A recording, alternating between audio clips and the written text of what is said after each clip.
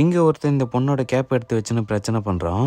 இந்த பொண்ணு அந்த கேப்பை திரும்ப தர சொல்லி கேட்டதுக்கு அப்புறம் இவன் அந்த பொண்ணை அடிச்சு தள்ளி விட்டுட்டு அவளை பார்த்து கிண்டல் பண்றான். இந்த பொண்ணும் பொறுமையா அந்த கேப்பை திரும்ப தர சொல்லி கேட்டதுக்கு அப்புறம் இவன் மறுபடியும் அந்த பொண்ணை பார்த்து கிண்டல் பண்ணிட்டு இருக்கான்.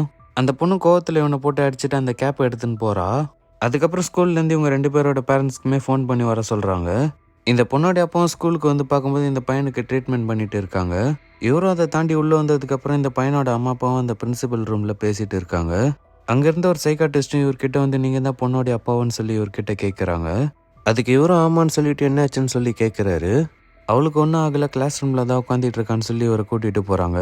இவர் அங்கே போய் பார்க்கும்போது அந்த பையனோட அம்மாவும் அங்கேருந்து வெளியே வந்ததுக்கு அப்புறம் இவங்க பையனை அடிச்சதுனால அந்த பொண்ணை பத்தி தப்பா பேசுறாங்க. இந்த பொண்ணோடைய அப்பாவும் அதை கேட்டு ரொம்பவே கோவப்படும் போது இவங்க 2 பேருமே சண்டை போட வராங்க. அந்த பையனோட அப்பாவும் இந்த சண்டையை தடுத்துட்டு இவங்களை வெளியே கூட்டிட்டு போறாரு. அதுக்கப்புறம் இந்த பொண்ணோடைய அப்பாவும் என்னாச்சுன்னு சொல்லி இவகிட்ட வந்து கேட்கிறாரு.